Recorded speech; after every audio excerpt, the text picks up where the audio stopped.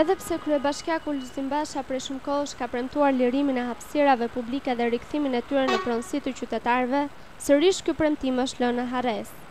Këtë e themi sepse aksioni i Bashkisë së Tiranës që nisi në muajin tetor të vitit të kaluar, duket se në kryeqytet nuk ka funksionuar.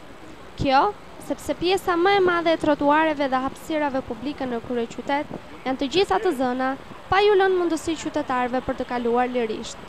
Një pjesë e tyre janë zënë nga shitësit ambulant dhe nga mjetet e parkuara 2 apo 3, në një pjesë tjetër nga karriket dhe tavolinat e lokaleve.